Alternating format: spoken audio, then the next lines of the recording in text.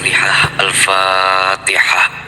A'udzubillahi minasyaitonirrajim. Bismillahirrahmanirrahim.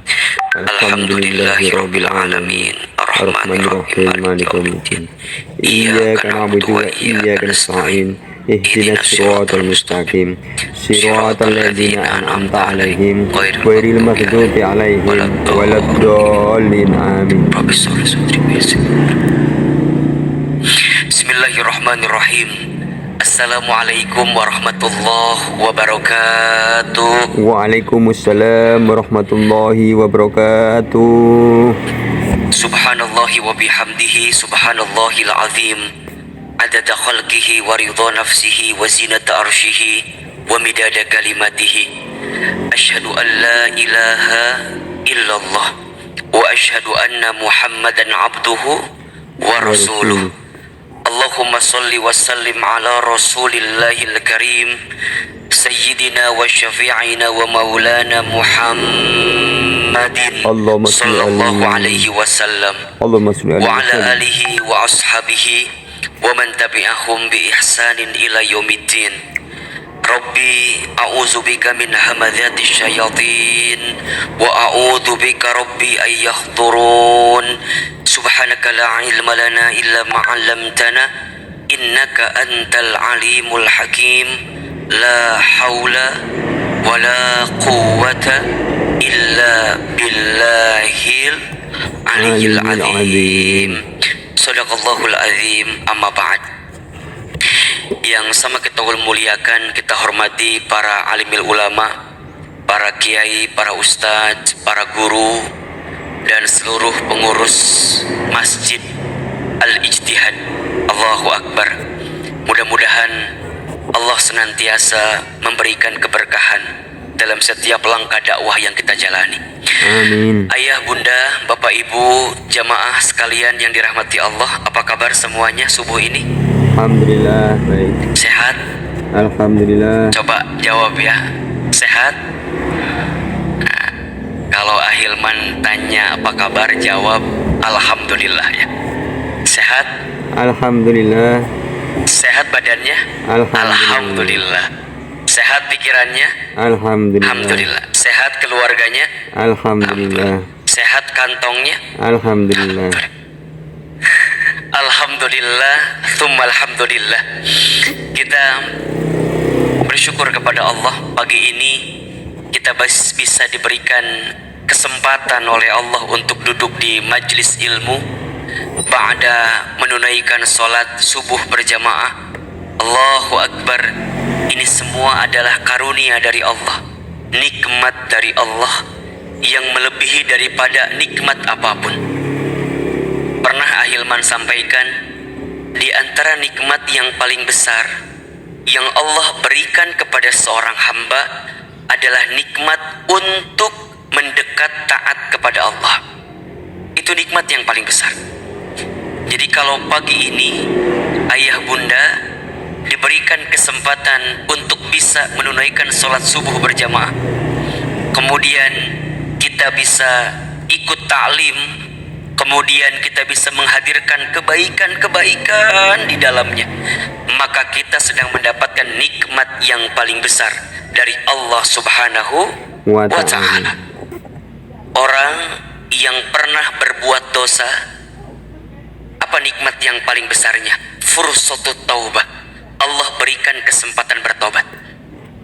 Jadi kalau kita pernah berbuat dosa, kemudian kita diberikan kesempatan bertobat, maka kesempatan taubat itu adalah nikmat yang paling besar. Kalau ada di antara kita yang mohon maaf ya, kehilangan mungkin kesempatan belajar waktu mudanya ya, karena dia sibuk dan segala macamnya, kemudian di usia-usia saat ini dia diberikan kemudahan untuk belajar thalabul ilmi, maka itu nikmat yang paling besar, rahmat ya. Termasuk ibadah kita, sholat tahajud ya, bisa sholat subuh, nanti bisa duha, itu nikmat. Makanya banyak orang yang mohon maaf ya suka bilang begini, Ahilman, saya mah sholat tahajud deh biar rezeki saya lancar. Boleh nggak kayak begitu? Boleh nggak? Boleh, silahkan. Tapi mereka lupa kalau dikasih kesempatan tahajud itu adalah rezeki. Jelas tidak? Jelas? Kan kita sering kali bilang gitu ya, saya tahajud pengen dapat rezeki biar urusan lancar gitu ya, dapat nikmat dan segala macam. Boleh, tapi banyak di antara kita yang lupa dikasih kesempatan sholat tahajud saja itu adalah nikmat. Itu adalah nikmat. Maka Allahu Akbar walillahil hamd, nikmat Allah itu banyak. Setuju? Nikmat Allah itu banyak. Yang kurang apanya? Yang kurang apanya? Yang kurang kitanya. Siapa yang kurang? Siapa yang kurang? Kita.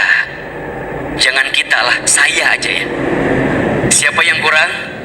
Saya. Hilman, kita kurang apa? Kurang banyak.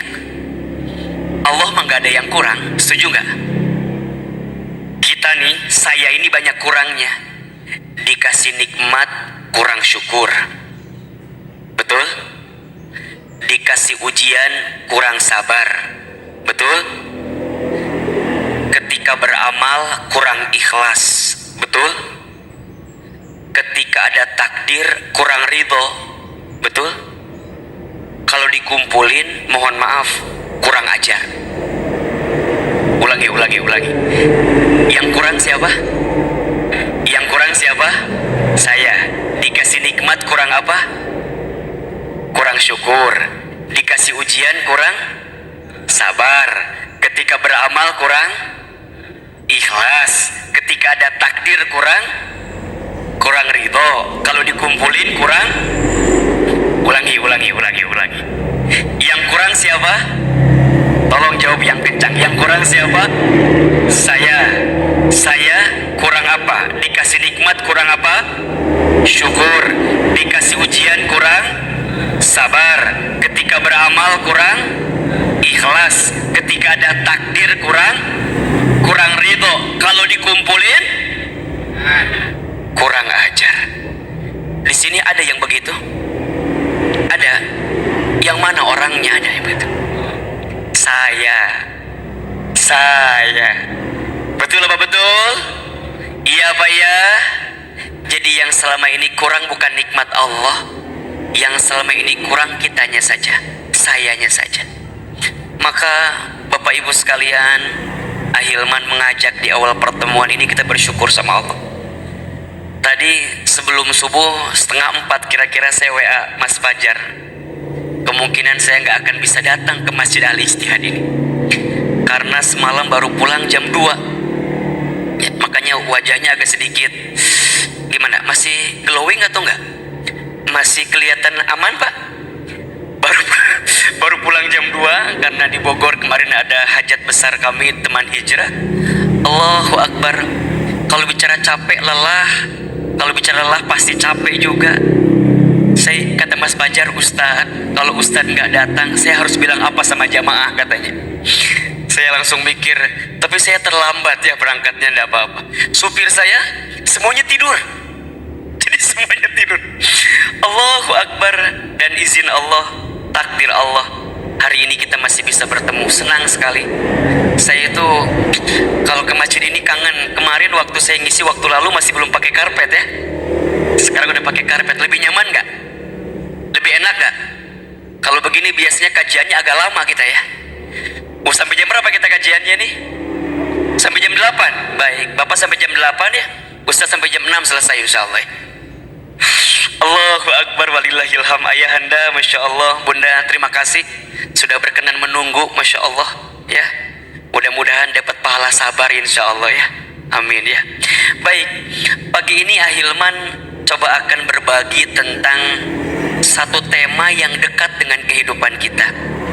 Judulnya adalah agar lebih tenang dalam urusan rezeki.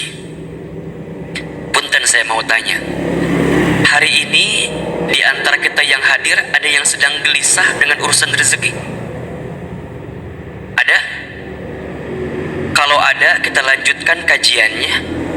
Kalau tidak ada, cukup sekian dan terima kasih. Ya untuk apa dibahas, Pak? Nggak ada masalah di sini ternyata ya. Coba, ada nggak yang sedang gelisah dengan rezeki? Ada? Banyak atau sedikit? Yang mana orangnya? Allahu Akbar, saya lagi ini. Ini kelihatan kalau kelihatan dari wajahnya hampir sama semua ini ya. Wajah-wajah banyak masalah kelihatannya ya. Allahu Akbar. Baik, pagi ini kita akan belajar sedikit lah ayah bunda, gimana caranya agar kita bisa tenang dalam urusan rezeki. Udah waktu syuruk ya, Masya Allah. Gak apa-apa ini. Lanjut atau cukup? Lanjut atau cukup? Nggak bosan? Nggak capek? Yang capek siapa? Ustadz ya, baik ya.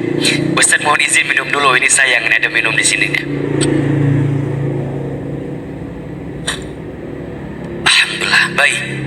Ayah bunda, ada setiap 4 konsep atau 4 prinsip tentang urusan rezeki yang harus kita fahami dan yakini. Ada berapa? Ada berapa? 4. 1. Rezeki itu sudah dijamin oleh Allah. Ahilman ulangi. Rezeki itu sudah dijamin oleh Allah. Quran surat Hud ayat 6. Surat apa? Hud ayat berapa? Ayat 6. Silahkan. Yang ada Quran, dibuka Al-Qurannya di rumah. Yang menyaksikan melalui Al-Ijtihad TV, silahkan. Dibuka Quran surat Hud ayat 6. A'udzubillahi minasyaitonirrajim. Bismillahirrahmanirrahim. Perhatikan dengan iman ya. Wa ma min dzabbatin fil ardi illa 'ala Allahi rizquha wa ya'lamu mustaqarraha wa mustawda'aha kullun fi kitabim mubin. Artinya, wa ma min dzabbatin fil ardi illa 'ala Allahi rizquha, dan tidak ada makhluk yang melata pun ya, dia bergerak di muka bumi, dia hidup di muka bumi, illa kecuali 'ala Allahi rizquha, dijamin oleh Allah rizkinya. Jelas ya. Dalam ayat ini Allah Subhanahu wa ta'ala menggunakan subjeknya makhluk yang melata. Jadi bahasa gampangnya begini, makhluk yang melata saja gitu ya, makhluk yang melata saja selama dia hidup di muka bumi Allah jamin rizkinya, apalagi kita manusia. Makhluk yang melata aja dijamin oleh Allah rizkinya, apalagi kita manusia yang tidak melata. Betul apa betul? Apalagi kita manusia yang diciptakan oleh Allah dengan bentuk yang paling sempurna. Kan begitu. Laqad khalaqnal insana fi ahsani taqwim. Sungguh kami telah menciptakan manusia dalam bentuk yang paling sempurna. Yang sempurna kita manusia, mohon maaf, makhluk yang melata saja Allah sudah jamin rezekinya. Artinya gimana Ahilman? Berarti kalau sampai hari ini, sampai saat ini kita masih diberikan kehidupan oleh Allah, kita masih bisa bernafas, kita masih bisa membuka mata, kita masih bisa menghembuskan nafas, jantung kita masih berdetak, berarti di saat yang bersamaan masih ada jatah rezeki untuk kita. Jelas? Bahkan Nabi SAW Shallallahu Alaihi Wasallam menegaskan dalam sabdanya, ya ayyuhan nas, wahai manusia, inna ahadakum lan yamuta hatta yastakmila rizqahu. Sesungguhnya di antara kamu sekalian tidak akan pernah mati, tidak akan pernah wafat sehingga sempurna rezekinya. Jadi gimana Ustaz? Kalau sekarang kita masih hidup, berarti masih ada rezeki atau tidak untuk kita? Masih ada rezeki atau tidak? Masih. Jadi untuk apa kita mengkhawatirkan sesuatu yang sudah dijamin? Coba, ibu bapak mikirin yang sudah dijamin, puyeng gak kira-kira? Ya puyeng, orang udah dijamin, kalem aja, tenang aja. Ngapain kita mengkhawatirkan yang sudah dijamin? Yang kita khawatirkan itu jangan yang sudah dijamin, khawatirkan yang belum dijamin. Apa itu Ustadz? Punten, keberkahan rizkinya. Kan rizki berkah belum dijamin, betul nggak? Rizki itu jadi amal soleh atau bukan, itu belum dijamin. Dengan Allah berikan rizki, kita bersyukur atau tidak, itu belum dijamin. Tapi kalau rizkinya sudah dijamin oleh Allah. Jelas sampai di sini? Jelas. Jadi kalau sekarang ini kita masih hidup, kita masih bisa bernafas, kita masih ada di sini, maka tolong pastikan di hati kita Allah masih jatahkan rizki untuk kita. Karena seseorang tidak akan pernah wafat sebelum sempurna rizkinya. Jelas? Sok sekarang kita bahas makhluk yang melata itu contohnya apa? Apa? Ular. Ular lah kejauhan Pak. Yang dekat-dekat apa kira-kira? Cacing terlalu bawah Pak. Yang dekat-dekat aja nih. Yang kelihatan kira-kira apa nih?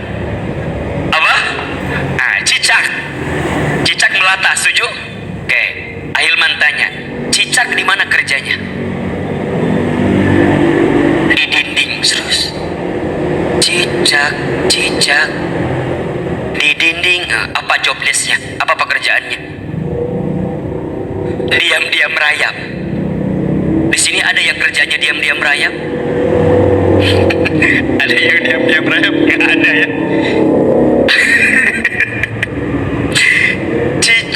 Cicak di dinding, diam-diam merayap.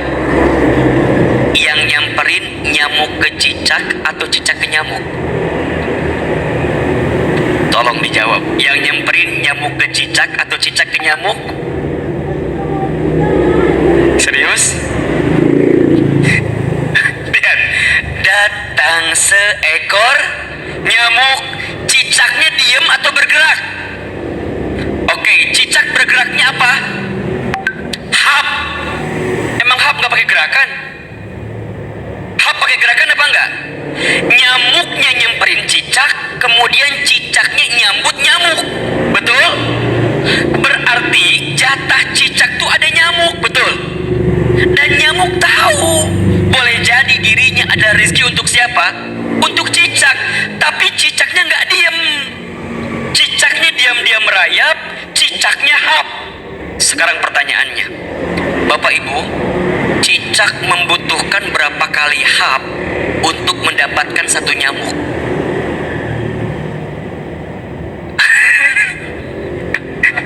Coba, cicak butuh berapa kali hap untuk dapetin satu nyamuk?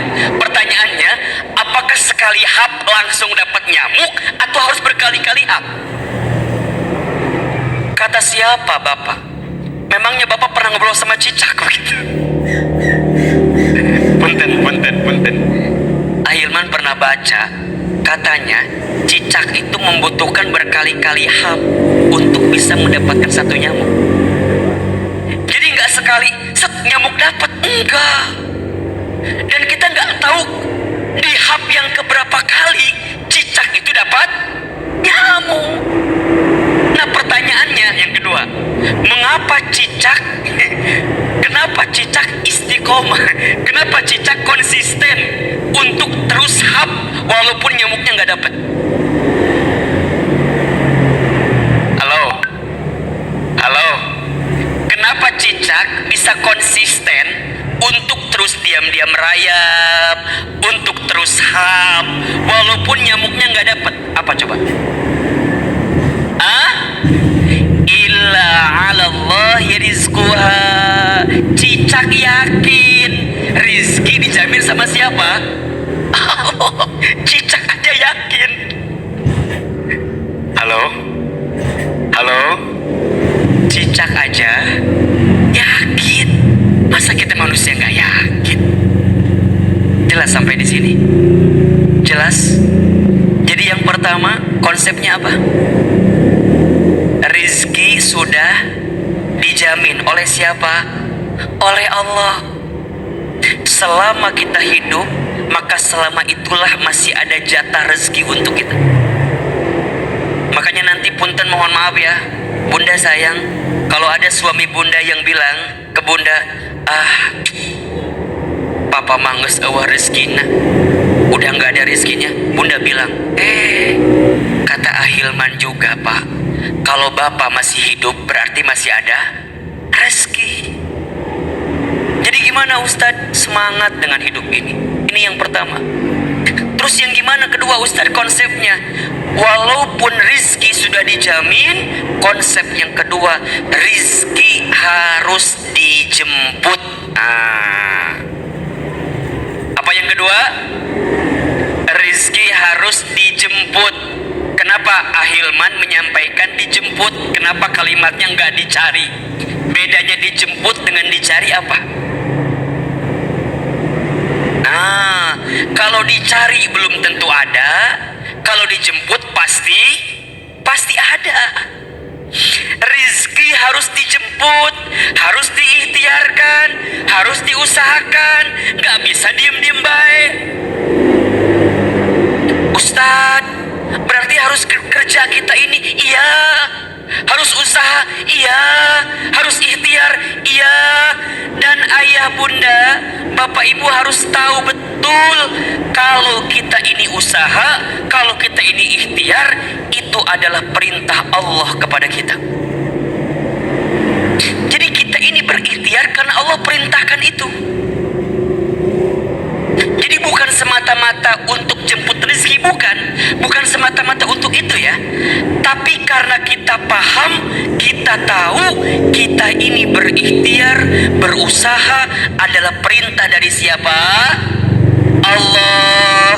Perhatikan surat Al-Mulk ayat 15. Surat apa?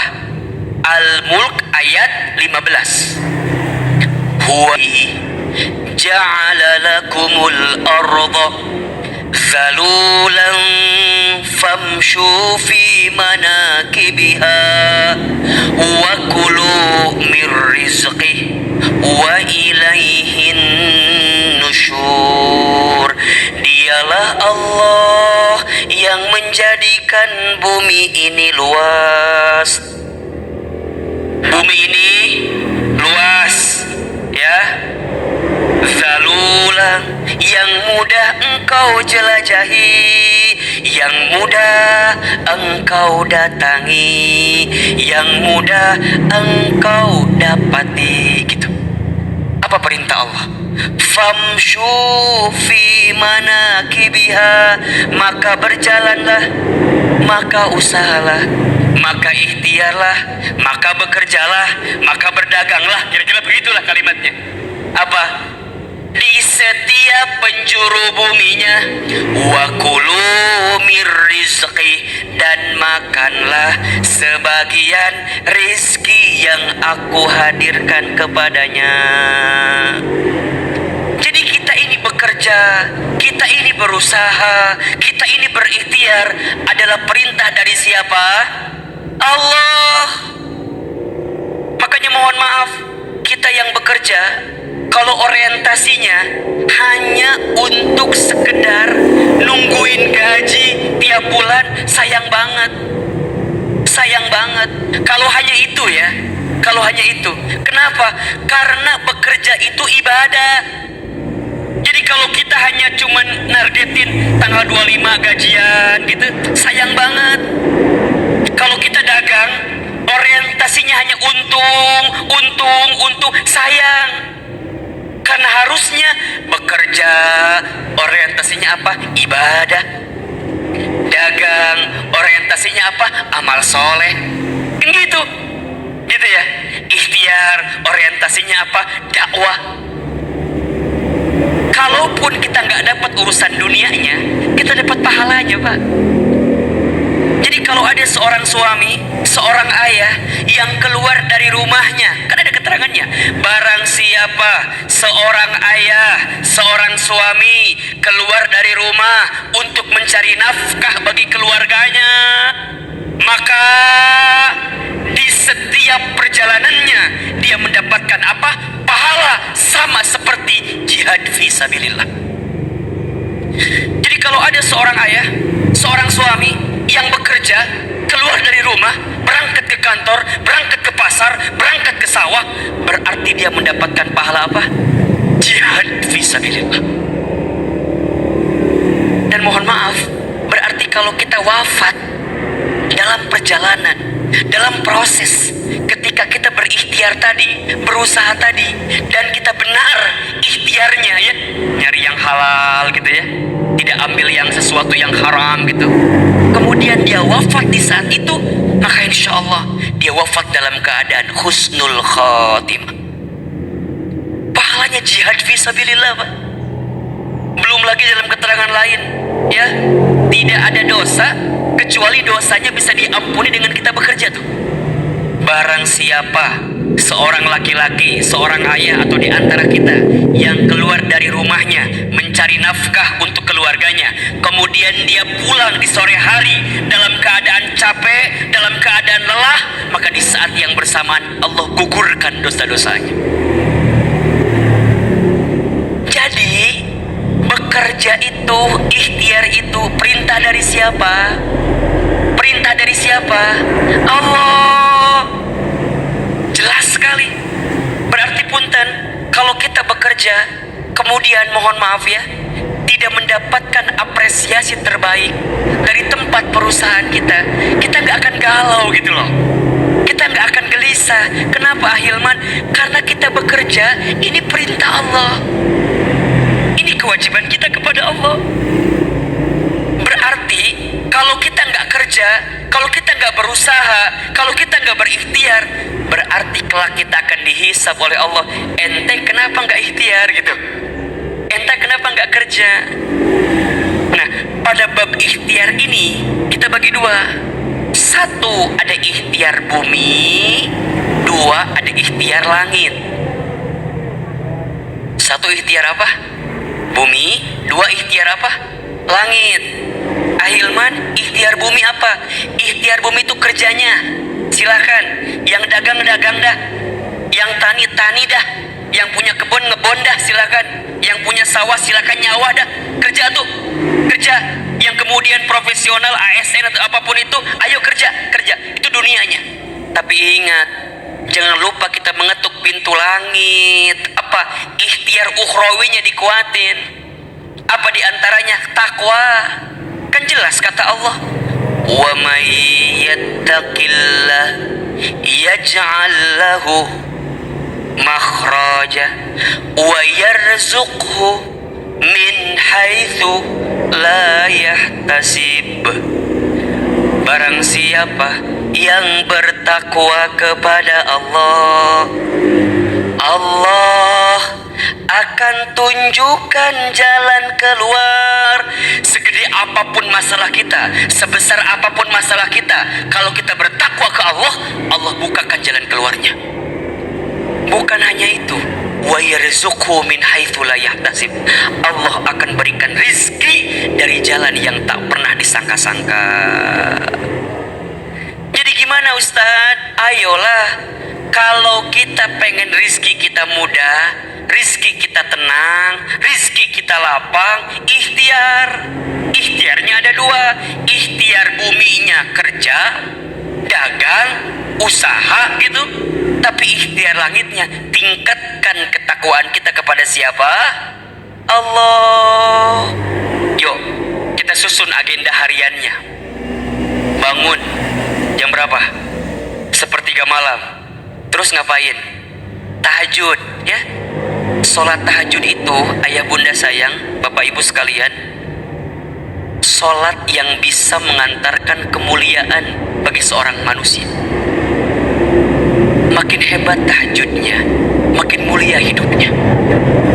Surat Al-Isra ayat 79. Wa minal laili fatahajjad bihi nafilatan lak asa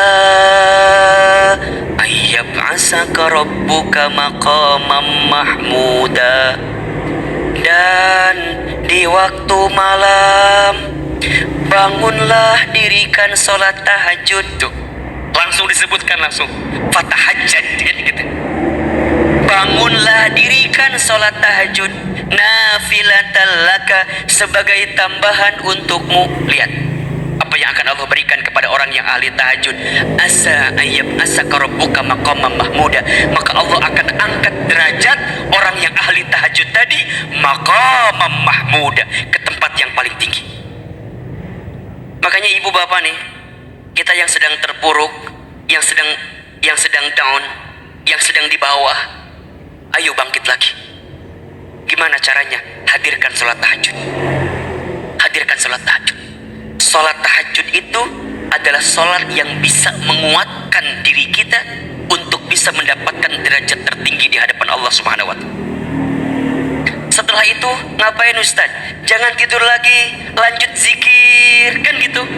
Perbanyak zikir di waktu sahur, minimal dengan istighfar. Astagfirullah, astagfirullah, astagfirullah. Mohon maaf, boleh jadi rezeki kita seret, hidup kita susah, hidup kita sulit karena masih banyak dosa yang pernah kita lakukan.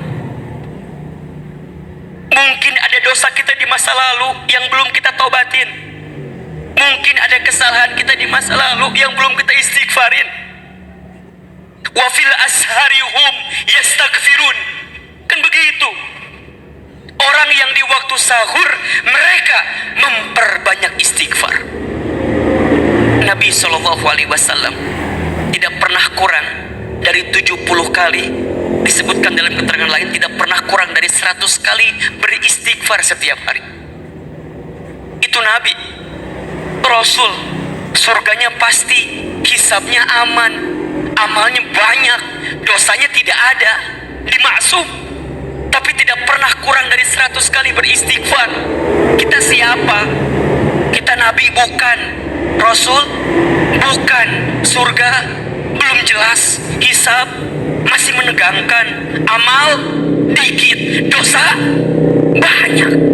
Kita masih belum mau istighfar. Allahu Akbar walillahil hamd. Ayo perbanyak istighfar di waktu sahur. Setelah itu apa Ustaz? Siap-siap, dirikan sholat sunnah fajar 2 rakaat sebelum subuh. Kan Bapak Ibu tahu apa pahalanya? Barang siapa yang menunaikan sholat fajar, sunnah fajar 2 rakaat sebelum subuh, maka dia mendapatkan pahala seperti apa? Seperti apa? Mendapatkan dunia beserta isinya. Bukan hanya dunianya saja, dunia beserta isinya. Bukankah itu yang kita cari selama ini? Betul apa enggak? Kita banting tulang, tulang banting, kaki di kepala, kepala di kaki, kesana kemari, mencari alamat palsu lagi. Apa yang kita cari? Dunia kan? Ya Rabb, kata Nabi itu jelas, orang yang sholat 2 rakaat sunnah fajar sebelum subuh dapetin dunia beserta isinya. Terus gimana Ustaz? Setelah itu subuh berjamaah ke masjid. Barang siapa yang sholat subuh berjamaah di masjid, maka di hari itu dia mendapatkan zimmatillah, penjagaan dari Allah. Jadi kalau hari ini tadi kita sholat subuh berjamaah, maka sepanjang hari dia mendapatkan penjagaan dari siapa? Allah. Kalau Allah udah jaga kita, kelar hidup kita, enak, nyaman. Allah jaga kita. Mau ada yang nipu kita kita, mau ada yang zolim sama kita, mau ada yang ambil hak kita. Kalau Allah yang sudah jaga gimana? Allah jamin kita, aman hidup kita. Kemudian ngapain lagi Ustaz? Lanjut, nggak pulang dulu, dia duduk di masjid. Barang siapa yang sholat subuh berjamaah di masjid, summa qa'ada, kemudian dia duduk, ngapain? Zikir, muhasabah, baca Quran, ta'lim, kajian di masjid. Sampai kapan Ustaz? Sampai datangnya waktu syuruk. Setelah itu kemudian dia sholat 2 rakaat, maka dia mendapatkan pahala apa? Haji umrah sempurna. Kemudian Ustaz, infak sedekah, infak pagi, sedekah subuh. Almarhum guru kita Allahu yarham Syekh Ali sering bilang, sedekah subuh. Ustaz, apa pahalanya? Ya Rob, perhatikan hadis berikut ini. Ya, untuk kita agar terbiasa sedekah subuh. Ma min yaumin tusbihul ibadu illa malakan yanzilani. Tidak ada di setiap hari seorang hamba kecuali di setiap pagi ada 2 malaikat yang turun kepadanya. Berapa malaikat? 2. Jadi setiap pagi ada 2 malaikat yang turun. Ahilman, ngapain malaikat itu? Ternyata 2 malaikat ini berdoa kepada Allah. Sekarang saya mau tanya, kalau malaikat berdoa pasti diijabah atau tidak? Pasti dikabulkan atau tidak? Pasti. Apa doanya? Malaikat yang pertama berdoa kepada Allah, Allahumma a'ti munfiqan khalafa. Ya Allah, berikanlah munfiqan kepada orang yang berinfak, bersedekah di waktu pagi hari tadi. Apa? Khalafa, ganti yang lebih baik daripada apa yang dia infakkan. Ini yang doa siapa ini? Yang doa siapa ini? Malaikat, bukan ahilman, ini malaikat yang doa ini. Ganti dengan yang lebih baik. Kemudian malaikat kedua berdoa, apa doanya? Allahumma ya Allah, a'ti, berikanlah, mumsikan kepada orang yang pelit, medit, kopet, koret, apalagi? Meregese, cap jahe, buntut kasir, medit betul. Apa? Talafa, binasakan dia dengan apa yang dia miliki. Apalagi Nabi juga berdoa di waktu pagi. Apa doa Nabi? Allahumma barik li ummati fi bukuriha. Ya Allah, berkahilah umatku di pagi harinya. Malaikat berdoa, Nabi berdoa, Allahu Akbar, tembus, mustajab. Dan itu adanya kapan? Di pagi hari. Makanya orang tua kita dulu ya suka bilang gini, jangan bangun kesiangan, nanti rizkinya dipatok yang ngambil ayam, kan? Bukan toko sebelah ya. Ayam. Ngapain lagi Ustaz? Baru ikhtiar, jalan, ayo siap-siap, bismillah. Yang kantor berangkat ke kantor, ya, yang dagang siapin lapaknya, bismillah. Awalnya kita udah nyiapin ikhtiar langitnya dulu kan. Coba dari tahajud, istighfar, sholat fajar 2 rakaat sebelum subuh, sholat subuh, kemudian isyraq, kemudian infak sedekah. Masa sih rizkinya nggak ada? Ya nggak?